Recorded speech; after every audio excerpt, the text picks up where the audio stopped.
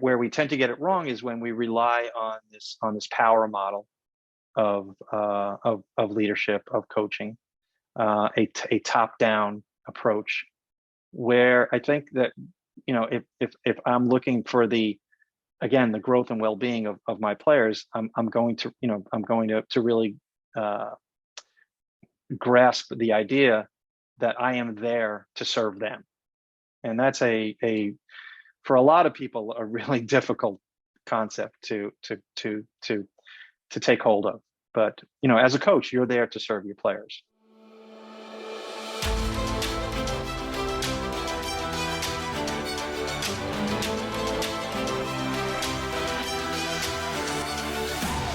Welcome to the Coaches Club podcast, powered by Transform Sport, where we believe great coaches transform lives, athletes deserve great coaches, and coaches deserve great training. I'm your host, Luke Gromer, and every week we're bringing you conversations with coaches and leaders in sport that will help you grow as an effective teacher and transformational leader so that you and your team can reach your potential. Coaches, I'm excited to welcome Dr. Greg Sullivan to the Coaches Club podcast. Dr. Sullivan is the program director of the Positive Coaching and Athletic Leadership Master's Program at the University of Missouri. After leaving college basketball coaching, Dr. Sullivan spent 20 years in the financial services industry. He worked for several large banks, working his way up to the level of director. With an eye on a career shift, Dr. Sullivan completed his MBA with a concentration in sport business at Seton Hall University, while still employed in the financial services industry. Shortly thereafter, he returned to school full-time, where he earned his doctoral degree in sport management in the College of Education at The Ohio State University. Upon graduation, Sullivan became a faculty member in the Department of Health and Sport Sciences at Audubon University, where he was recognized as Teacher of the Year, tenured, and promoted to Associate Professor.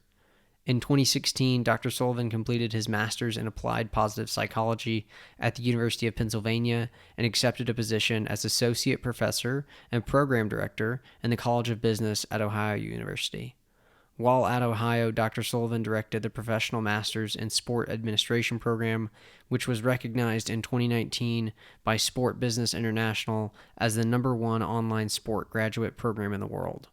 In August of 2019, Dr. Sullivan joined the University of Missouri as a professor and program director of the Positive Coaching and Athletic Leadership Masters program. Dr. Sullivan's book, Servant Leadership in Sport, Theory and Practice, was published in the spring of 2019. Today, Dr. Sullivan and I dive into gaps in coach education, breaking the cycle of coaching how we were coached, servant leadership, building a sense of belonging, and a lot more. Before we hop in, I have some really exciting news to share. I had the opportunity to write the study guide for Doug Lemov's book, The Coach's Guide to Teaching. Doug was my guest on episode 1 of the podcast, and we talked about his book. We just released the free study guide, and you can download a copy of the PDF at cgtbookclubs.com. The study guide includes discussion questions from each chapter of the book. And as Doug and I were working on the study guide, we kept coming back to how powerful it would be for like-minded coaches to be able to use the guide together as they go through the book. So in addition to releasing the study guide, I'm launching free virtual book clubs that are 4 weeks long and cover one chapter from the Coach's Guide to Teaching at a time. I'll be leading the book clubs, and Doug will be making guest appearances for a Q&A/film session. I opened up the first 2 book clubs on Thursday, July 1st, with 30 spots for each club. Within 30 hours, both of the book clubs had sold out. I'm not sure when I'm going to open up the next round of free book clubs, but if you want to join the waitlist and be the first to know about the free future book clubs, just click the link in the show details and fill out the form to join the waitlist. In the meantime, you can go download the free study guide for the Coach's Guide to Teaching at cgtbookclubs.com. And as always, if you'd like to get a free PDF of the notes from today's episode, go to transformsport.org/podnotes or click the link in the show details to get your copy. And here's my last call for the upcoming Coaches Club cohort. On July 18th, I'm kicking off the first Coaches Club cohort. It's an 8-week online cohort course and community that will help you grow as an effective teacher and transformational leader, surrounded by other like-minded coaches. I only have a couple spots left, so if you're interested, go to transformsport.org/coachesclub to learn more or schedule a free call to talk with me and save your spot. Now to my conversation with Dr. Greg Sullivan. I'm confident this conversation will help you get better at teaching and leading. Enjoy the episode. All right, coaches, I'm really excited to welcome Dr. Greg Sullivan to the Coaches Club podcast today. Dr. Sullivan, let's start here. I would love if you would just tell the coaches a little bit about the program that you lead at Mizzou. Tell them about your guys' philosophy on coach education. Our program, well, first of all, thanks for having me, Luke. Our program here at the University of Missouri is really unique. I think we're one of a kind in academia, and what we offer is a master's in education. We're housed in the School of Education, School and Counseling Psychology. So it was created by primarily counseling psychologists what they did was created a really interesting fusion of sports psychology, of positive psychology, of coaching theory, and of leadership theory. And the gentleman that founded, his name was Dr. Rick McGuire. He was a long time track and field coach here at Mizzou, had a storied career, but really saw some inadequacies in the profession of coaching and wanted to make a difference. And he really felt the way that he could impact it was through education. I think foundational to our program is the belief that, and it's research-backed, science-based, and our belief is that optimal performance and optimal well-being can coexist, so that an athlete can do their best athletically and feel their best psychologically. Whereas I think there's long been a belief in athletics that it's an either-or proposition. We don't believe they're mutually exclusive. We believe that athletes can and I think the coach, obviously the athletic leadership, plays a significant role in making that happen. So what we do is we provide a body of research, body of information that operationalizes that concept. It brings it to life, and that's what we do. And we've had, I think we've had some pretty good success and some really good success stories. That's awesome. I like it. And let's go a little bit deeper on what you mentioned. The founder of the program, he identified these gaps in coaching, right? These gaps in coaching education. What, in your experience and the program's experience, what are those most common gaps in coaching education that need to be addressed for most coaches? Well, I think that, first of all, the primary gap is a lack of education. That some schools have an opportunity to take courses, maybe perhaps even minor, in coaching education. But I think overall there is so coaching in this country, as unlike many other countries around the world, coaching in the United States is more caught than taught.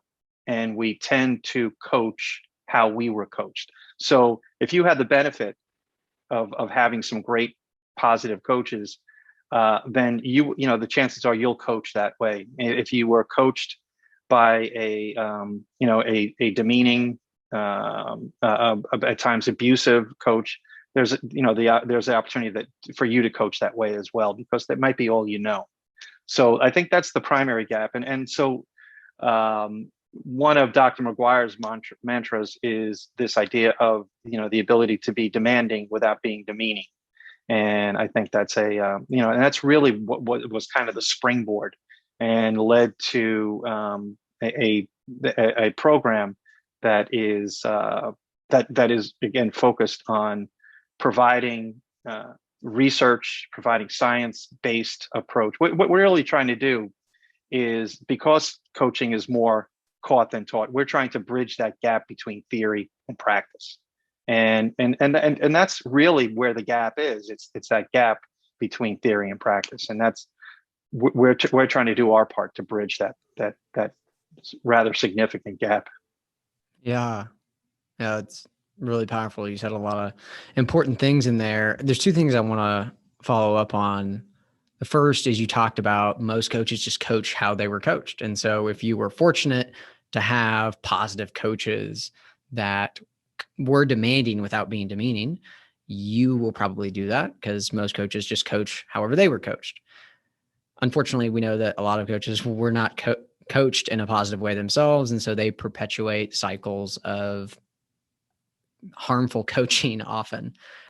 How can coaches break that cycle of just coaching the way they were coached? It's really tricky. I think there has to be a high level of motivation on the part of the coach to really. And I think what, for example, what you're doing is really it provides the opportunity to enlighten a lot of coaches that there is another way. There is perhaps a better way of coaching. And so I think that it really takes a high level of motivation. And I think there's a ton of information out there. I think for example, Twitter gets a bad rap, and deservedly so. But there are pockets of Twitter that are so overwhelmingly educational and positive that to really kind of find your way there would be helpful. So I think it really is about an understanding that there is a better way, and I think that happens through education, and then to be motivated to want to change. I remember talking to one coach, and his approach he's had some good coaches and some bad coaches. So what he decided to do was he just took a piece of paper and he wrote down all the things on the left-hand side that the coaches did that he didn't like, and on the right-hand side he wrote down all the things that coaches did that he did like, that he thought were helpful to him. And on the top of the left-hand side, he said, never do this. And on the right-hand side, he said, always do this. So sometimes it's as simple as that, of really looking at your own experience and saying, how could I have made it, how could it have been better? And I had a student this past semester that said something really powerful to me when I asked her why she was in this program. And she said that she wanted to be the coach that she needed when she was an athlete.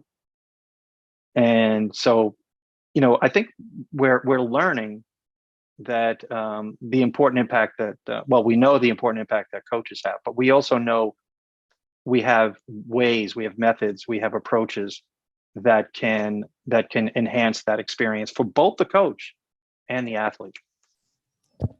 Yeah, it's so powerful.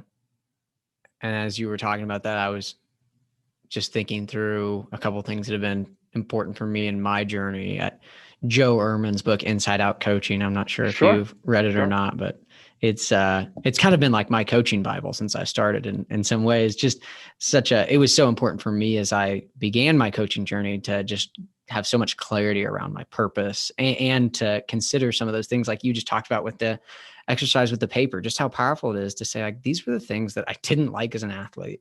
These are the things I did. And so just increasing your level of awareness. And really, I think so much of it comes back to being able to answer the question, like, how does it feel to be coached by me? What are my athletes experiencing when I'm coaching, and raising that level of awareness of how are my behaviors affecting them, mentally, emotionally, affecting their performance. I think that's just so critical, like you said, to break that cycle of I'm just coaching however I've seen it done, and realizing, okay, there may be a better way here.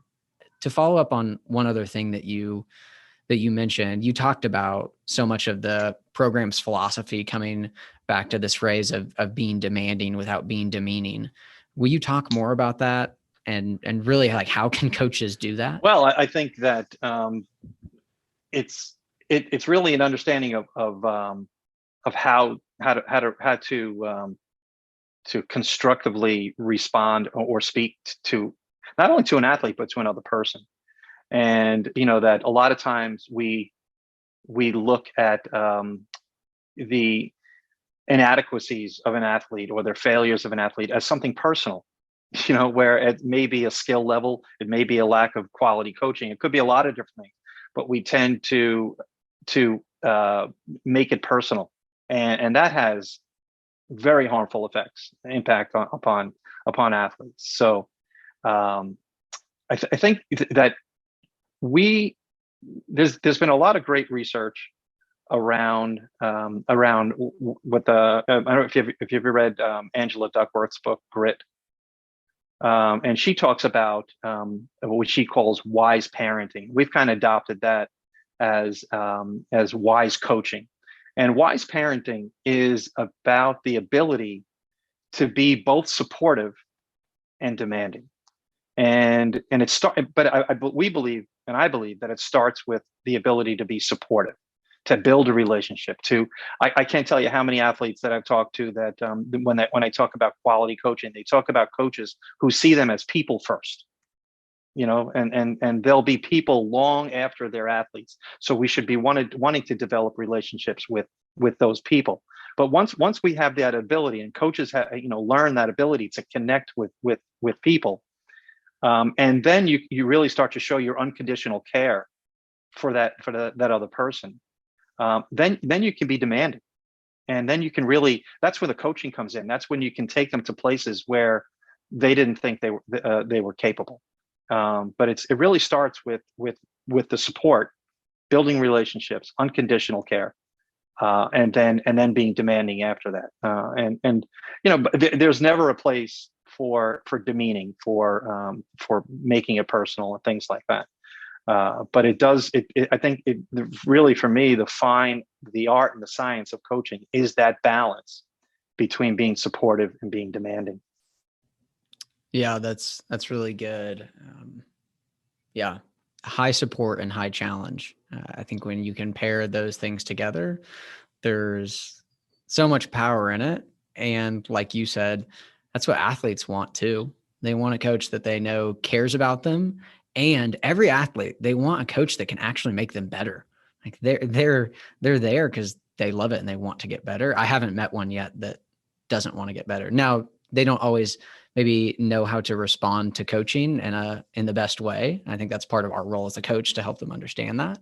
But they want to be supported and they want to be challenged, I think, in almost every case. I love that. Yeah, absolutely. And it's it really is kind of the sweet spot of coaching is finding that balance. And I think it's also fair to say that kids are there for a lot of different reasons. But you're coaching a young team, right? 10-year-old kids. Yeah. They're there for a lot of reasons. If there are some kids that are only there because their parents want them to be there. There are other kids who are there because they feel like they have to be there. There are other kids there that couldn't imagine themselves being anyplace else. So I think it's really understanding that there are different motivations for players for being there, and there's really only one best way to figure out why they're there, and that's to have a relationship, to have a conversation. Why they're there, and so you really have a better understanding of their particular motivation for being there. Yeah, absolutely. I think it's so important to understand why they're there. I just did an interview with a guy who's a coach, and he's actually in player development for a WNBA team. But he had this great phrase. He talked about your who and their why need to inform your what and your how. So who's in front of you? Why are they there? Let that drive what you're doing and how you're doing it. And so, for example, with this 10-year-old basketball team that I'm coaching, before the season actually ever started, I sent out an email to all the parents, kind of did like a virtual parent meeting because I couldn't get in person with them because of COVID. But then one of the things I included on there was just a little Google form for their kid to fill out. I said, please have your kid fill this out on their own.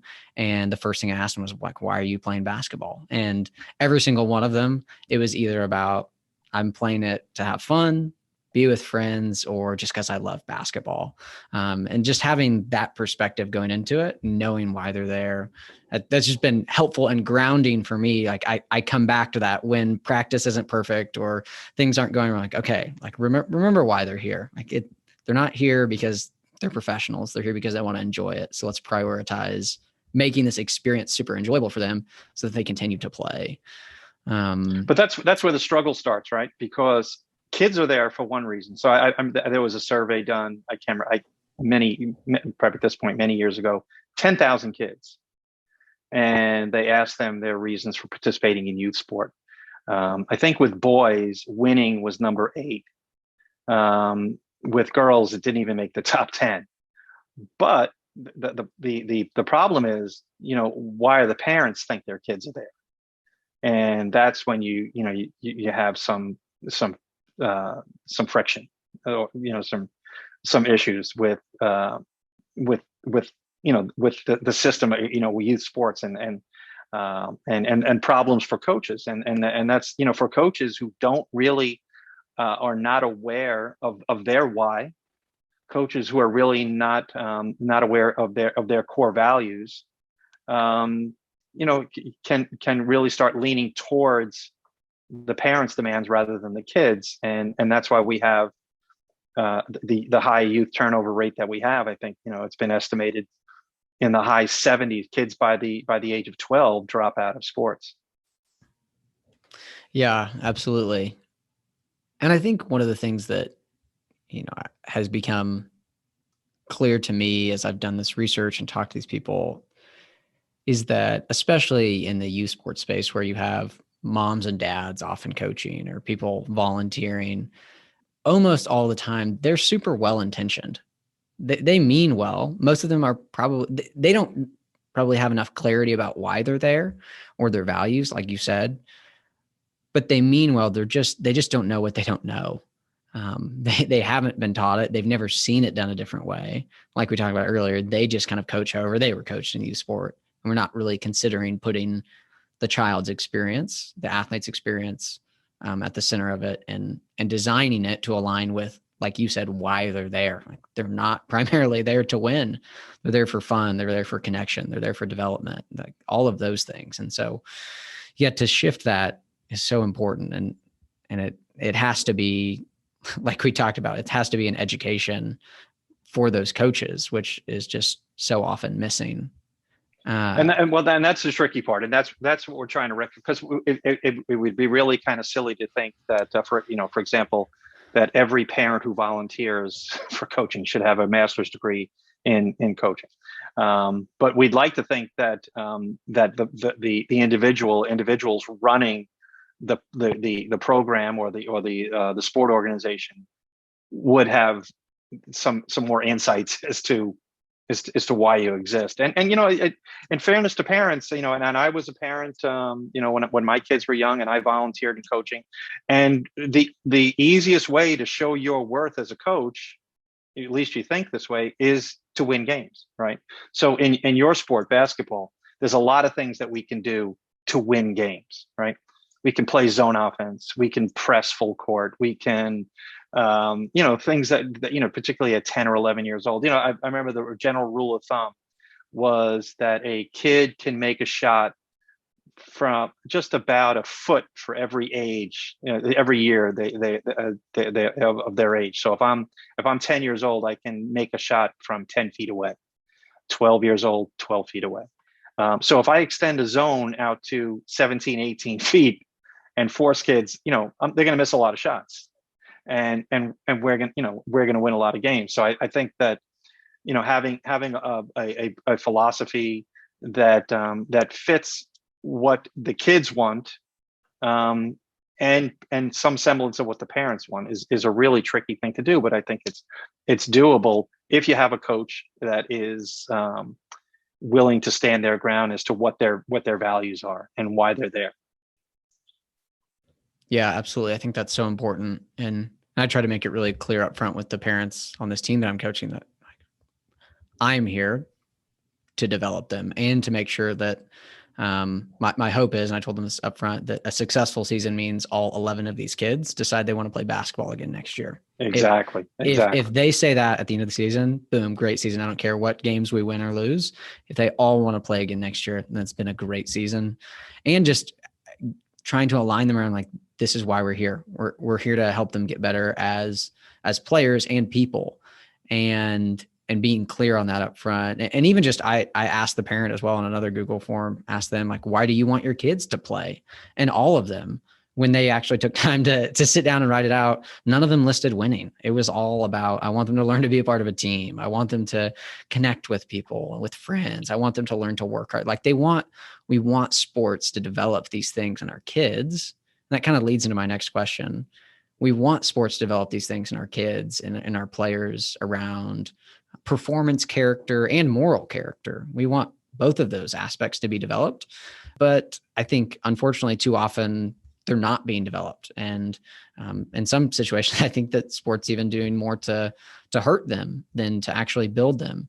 Would you talk about how coaches can try to ensure that the sport experience is developing the whole person and building those character traits that we want them to?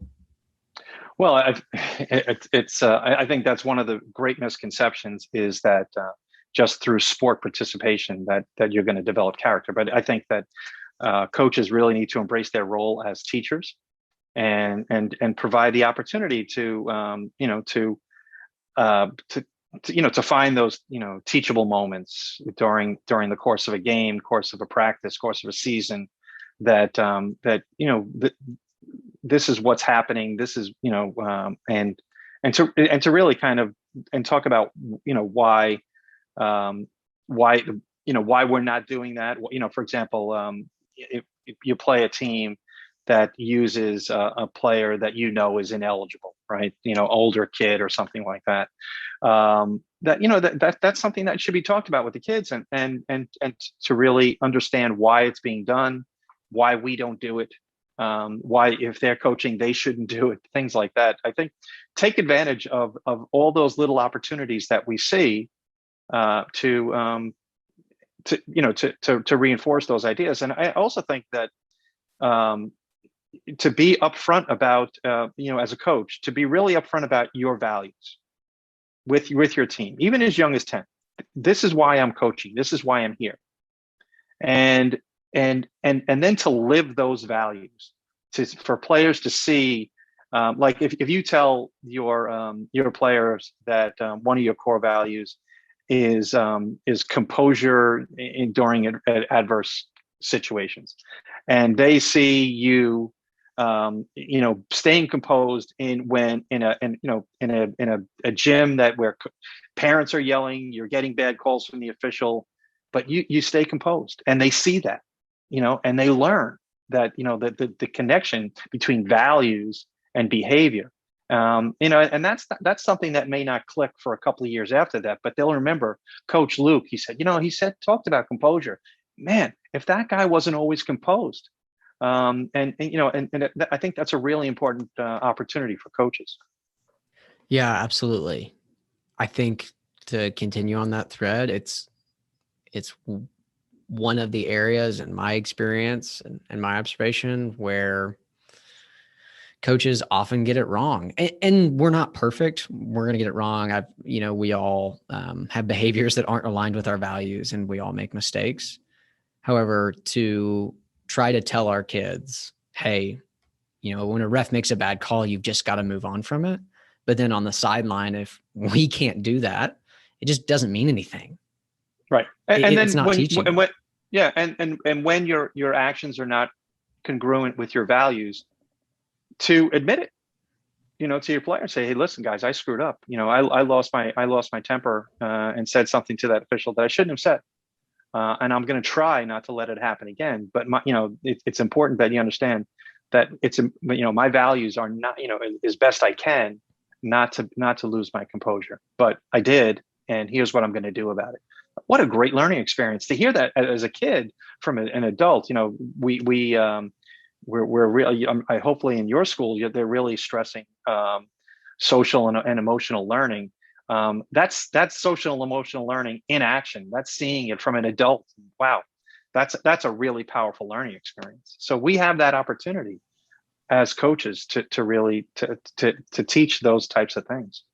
Yeah, absolutely. That's so important. And like we talked about, it takes a high level of awareness to do that. I think it also takes a high level of humility and a willingness to be vulnerable, to kind of drop the stereotypes that as the coach, I have to be perfect. I have to have it all together. I have to be seen in this light, and to let kids see that you're a human being that makes mistakes.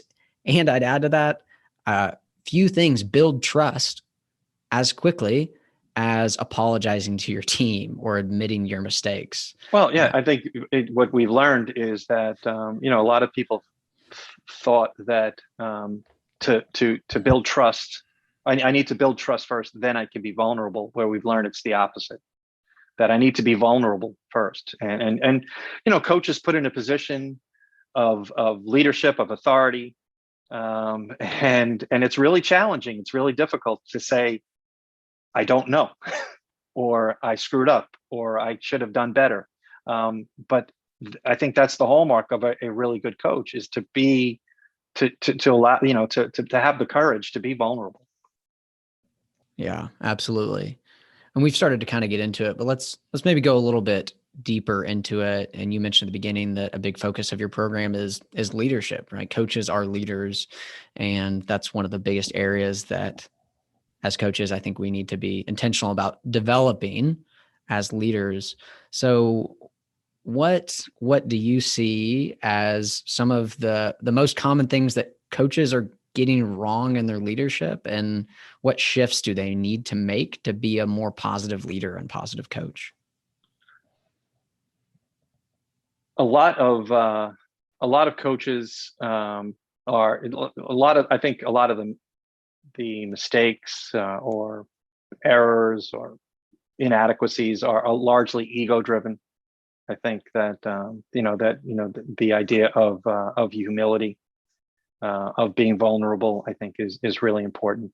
I think we lean in our program, at least I do in my courses, is lean very heavily on the work of Robert Greenleaf, who is really kind of the father of modern servant leadership. And so servant leadership is really an interesting approach to leadership, and it even transcends transformational leadership in its focus on others.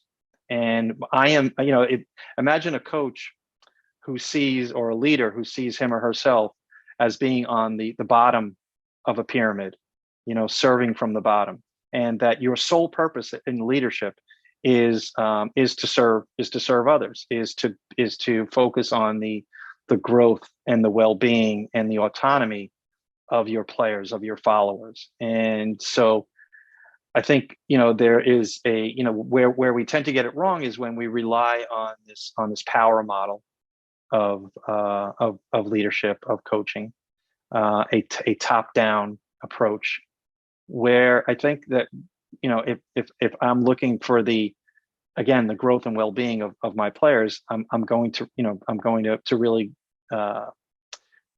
grasp the idea that I am there to serve them. And that's for a lot of people, a really difficult concept to take hold of. But as a coach, you're there to serve your players. Yeah, that's powerful and an important shift. Do you have any practical examples of what that looks like for coaches to do that, or maybe any stories from your own experience or coaches that you've educated of when they made the shift, and like how they did it, what actions changed for them? Well, so a servant leader, servant coach, is really focused on the needs of their players, and so we use theory as a proxy for those needs, and the another theory that we rely very heavily upon is called self-determination theory, and it's a theory of motivation and well-being. So that if I want to, as a coach, meet your needs and internally motivate you and enhance your well-being, I have to meet some important psychological needs. And research has identified three important needs. The first is competence, right? That you as an athlete have to feel like you are being effective with your skills, that there's growth, that you're getting better. The second is belongingness or relatedness, that you believe that you're in an environment on your team that you feel like you are cared for and you have the ability to care for others. So how coaches can put that into effect. And the third one is we have a need for a sense of autonomy. And so that, and that's as simple as asking players, what do you think? What do you want to do today? I know coaches who, before they fill out their practice plans, they solicit ideas from their players. What do we need to work on today? They set aside 10 or 15 minutes of their practice time for players to work on whatever they want to. They ask players, "What'd you think of practice today? Where can we get better?" One of my favorite movie scenes is, because I love basketball, but the movie Hoosiers. And at the end of the game, the championship game, when Gene Hackman is drawing up a play, and they're going to use their great player as a decoy, right? And so he sees that players are kind of rejecting that idea. The players, I think it's Jimmy Chitwood, I think, is the star player. And so Jimmy looks at the coach and says, "Coach, I'll make it." And so he changes the play right away so that Jimmy takes the last shot. That is meeting an important psychological need for autonomy, for competency. And so that's what we try and do is this really important gap between theory and practice. Self-determination theory, for example, has over 40 years of evidence that it is a productive way of motivating or assisting others in motivating themselves. So I think that's one important idea to consider. I like it a lot, and always great to have a Hoosiers reference in there. I want to talk a little bit more about number 2 that you mentioned, building belonging. How can coaches build a sense of belonging on their teams? Well, I think the first thing is to remember that a lot of coaches will use they'll have team building day as a kind of a one-off before the season starts. They'll go canoeing, or they'll go rope climbing, or and that's good. But I think great coaches realize that this is a season-long thing that we do. Team building is something we do. I'm even in college, I had a coach that used to do something in practice every day that started us doing something as a team. We would take full court layups for, I think, 2 minutes, and he would set a standard how many layups we could make in 2 minutes. So, and it was really important for the team to meet that standard. It was a team goal, and we would root for each other. And if somebody missed, we'd pick them right up because we want them to make the next one. And it really created, an important bond. So I think, and that's just one example of many, many things a coach can do to create team goals that, could be at the end of practice, that how many free throws can we make in a certain amount of time, track them, this, and as a team, we're trying to achieve a standard, things like that. I think there's a lot of ways that coaches can really show that they are, they care about their players. The most important one is being present. That when a player comes, to share good news or bad news, that you are there, and you put down your phone, you sit down, you look them in the eye, you get to their level. If you're coaching younger kids, and you listen, and you really are there. A great bit of science called active constructive responding, where we can really capitalize on good news and how we respond to a player sharing us good news. One of your kids comes in, Luke, and says, "Oh, I got an A on my spelling test," and you can ask him, "Wow, what was it like when you got the paper back? Were you nervous before you got the paper back? Were the words hard?" And actually, research has shown that reliving that experience with you, they've chosen you to share this good news, is actually, the experience sharing it is actually greater than when they got the paper back with the A on the spelling test. So it's really, there's a lot of powerful things that coaches can do, but I think that being present, being an active responder, listener, and then finding things to, I coached when we moved into a town, when we moved out of New York into New Jersey, and I just wanted to be a little bit more active in the community. My kids were really young, but I coached a 7th and 8th grade travel team, and I still stay in touch with a lot of those kids. And this is, I can't tell you how many years later, but there were things that we would do. Like, for example, I had decided before practice one day that that we needed to do something different. So I arranged it with their parents that we were going to go bowling, get some pizza and go bowling. And to this day, they remember that practice more than anything else. And they had the opportunity to interact with their teammates in an area outside of basketball, and actually got to know them and got to like them and to be friends. So it creates this atmosphere of belongingness and of caring, and really allows them to kind of drop their guard and care for others. And again, that's not a want or a desire. That is a psychological need, every bit as important as physiological needs, as air, food, sleep. That's a need that we all have to experience well-being. Yeah, absolutely. It's powerful. I love it. Like you said, I mean, every kid is asking from the moment they step into your practice onto your team, am I safe here? Do I belong here? Yeah. Am I a part of this? And so I think the more we can consider it as a coach, am I doing these things?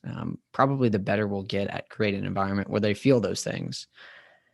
And you just kind of talked about it, and you've been talking about it throughout some of this conversation, but are there other aspects of psychology, sports psychology, that maybe coaches are just kind of ignorant of, that they really need to have a better grasp on to be a more positive coach and leader for their kids? Well, I think there's a lot of things that we teach that coaches should be aware of. And I think psychology in general is just full of opportunities to learn about building confidence, about from a performance standpoint, focus and concentration, the importance of goal setting. I think it can't be understated. And what we're learning about goal setting is really exciting. You may be familiar with SMART goals. Are you familiar with WHOOP goals? WOOP. Never heard of them. So WHOOP is a really powerful tool that an athlete will identify a wish and the potential outcome of that wish coming true. So let's say one of your players identifies that they want to be a better free throw shooter. And the outcome of that, they will feel more confident. They give their team a better chance of winning games, things like that. But then, so you create a plan of shooting X number of free throws over a certain period of time, whatever you as a coach deem is the best way for that player to get there. And then you talk about the obstacles. What are the potential obstacles to you not achieving your wish? And you deal with those. There are certain days I won't be able to get to a gym. I won't be able to get to a hoop. Well, what can we do that we can still enhance our form shooting, for example, during those days? So we identify our obstacles, and then we create a plan to achieve those, so that those obstacles don't stand in the way of our wish and our potential outcomes. Understanding positive imagery, I think, particularly for older athletes, positive self-talk, the importance of resilience, even the stress, arousal, and composure. Understanding what we've learned about that, about what a player feels before a game, during a game, team cohesion, things like that. So I could go on. There's, in our program, we focus on a lot of these things, but there is an opportunity for coaches to pick a few things, learn about it, not to be a psychologist, but to learn that there are ways to apply these ideas for their players. Absolutely.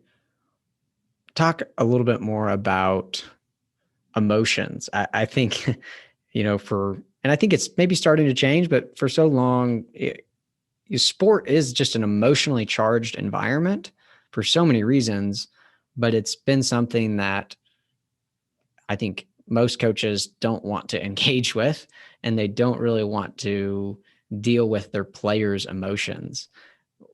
How can coaches help players navigate their emotions? And maybe even as coaches, how can they navigate their emotions in a more positive way? Well, it's that's probably a conversation in itself, but because of what I've learned over the last couple of years about emotional intelligence and social emotional learning. I don't know if you had the opportunity to see Last Chance U. Did you see that? It's a Netflix. It's on junior college I basketball. haven't watched it yet.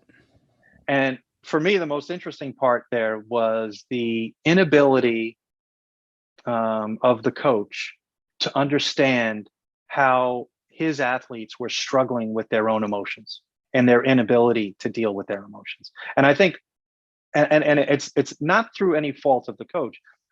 It's not something that we're really good at, unless again we have the motivation to want to learn more about it. That particularly for a typical male, if you ask them what emotions they'll feel, they'll give you happy, sad, angry. That's the extent of it. But what we've learned is there's this whole array of human emotions that we need to identify and to understand. It's sometimes it's simple. It's as simple as when they feel like they are, there's something in sports called in sports psychology called an inverted U curve, or the individualized zone of optimal functioning, where if your a level of arousal or stress or anxiety is too high, it's going to negatively impact your performance. And things that we can do. So let's say, for example, with an athlete who's over aroused, simple breathing exercises will bring them back into their individualized zone, and so that they can perform at a higher level. But it was, and I know when I was participating in sports growing up, coaches tried to to not allow you to feel those emotions, right? We didn't want you to be. They didn't want you to feel anxious. Where anxiety or to a certain extent, or arousal to a certain extent, leads to optimal performance. And we need to be aware of that. We need to know, and through self-awareness of an athlete, and we can start to identify where that zone is. But I think it's important to as a coach to be aware of the whole array of emotions, negative and positive. I think that we, because we lean so heavily on positive psychology, we tend to lean on the benefits of positive emotions. I've read a lot about coaches who start with a gratitude exercise, and that brings out a lot of positive emotions. So I think that's a real benefit. So there is a whole world's worth of stuff that we could be doing to better tap into identifying human emotions and assisting athletes with better understanding them. And you talked earlier. I wrote down Joe Ehrmann, and Joe Ehrmann's primary thrust. I actually had the opportunity to meet him. We were working with the same nonprofit for a while, and the importance of self-care for coaches and is really paramount. And what we've learned about well-being and the elements of well-being is something that we stress in our program, so that if coaches finish our program, athletic leaders finish our program, not only with a better understanding of what well-being means for their players, and psychological well-being, but also what it means for themselves. So that if I want to best prepare myself to be a servant coach, to be an other-centered coach, I have to know what it means. A precursor to that is having a really good understanding of my well-being, that I'm in a good place. I feel like I am flourishing, so that I'm better able to assist others. it's kind of the great metaphor is, you're on a plane and you get the instructions before you take off about if the oxygen masks come down, put yours on first and then take care of the person you're traveling with. And we kind of view it the same way. Take care of your well-being first. Take care of the inside before you start to approach the outside. And I think that's another important element that we focus upon. Yeah, so powerful.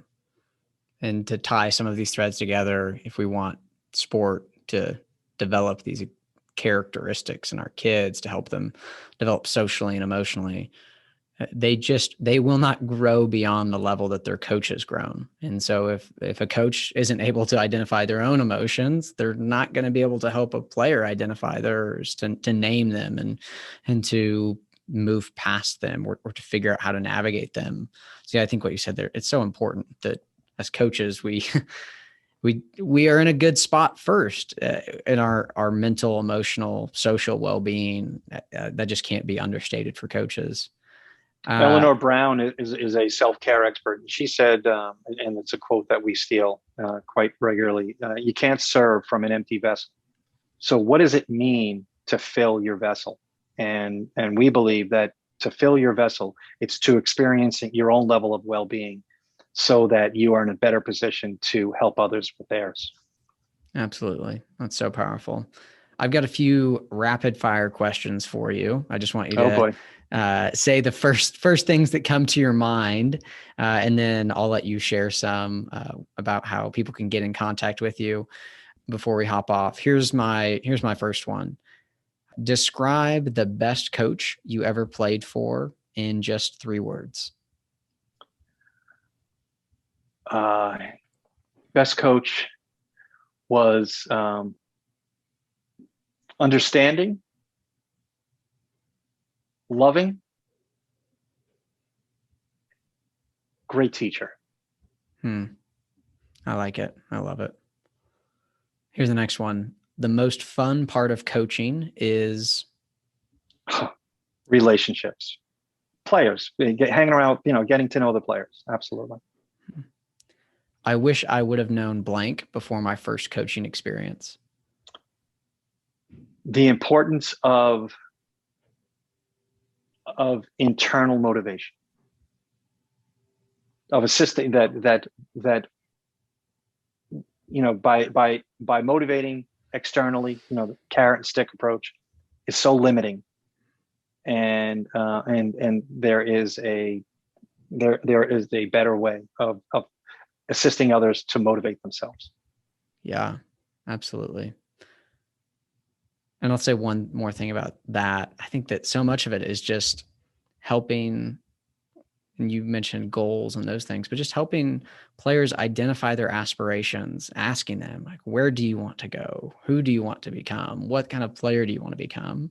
And then how can I make this a great experience for you? Tell me how I can make this a great experience for you. And then what a great place to start. Yeah, absolutely. Here's my next rapid fire question. I know I'm successful as a coach when